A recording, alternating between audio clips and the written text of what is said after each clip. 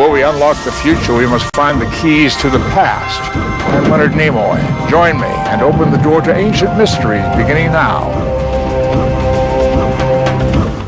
We have an awful lot of bits of information about the social relationships among the Sasquatches. The best view now is that they live in small groups of one male and 3, 4, sometimes 5 females, and that this is the breeding community.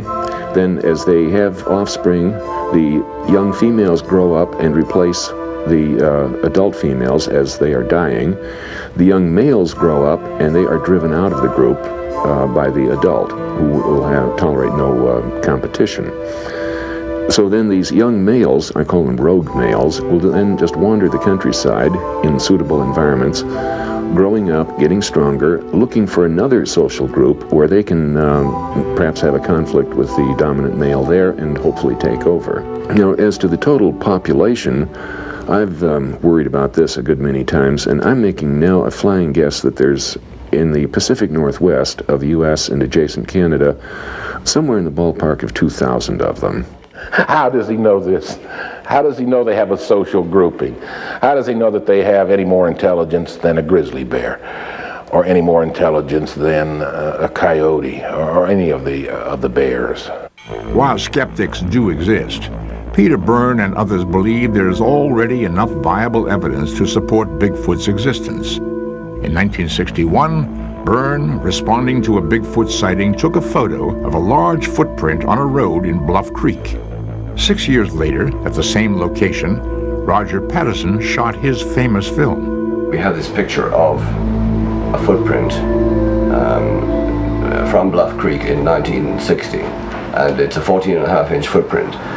And about 6 months ago I was looking at it, and I was looking at some pictures of footprints in Dr. Grover Kranz's book, and this looked very similar to one of them. So I sent it to him and I said, do you think this is actually the same as one of the footprints in your book? And the footprints in his book were photographs of plaster casts of the 1967 film Creature. He called me and said he was 99% certain that they were identical. And the interesting thing about this is that what we have is a photograph of a footprint made by the creature in that film 7 years before it was photographed.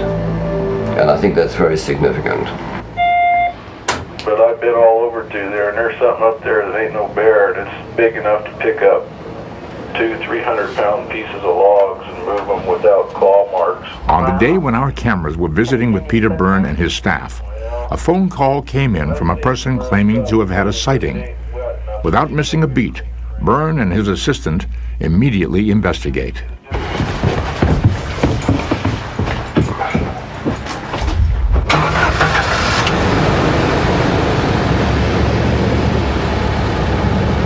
We have a theory, and it's speculative only.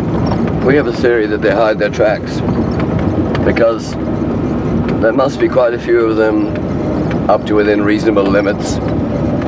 But there are so few footprints found, so very few.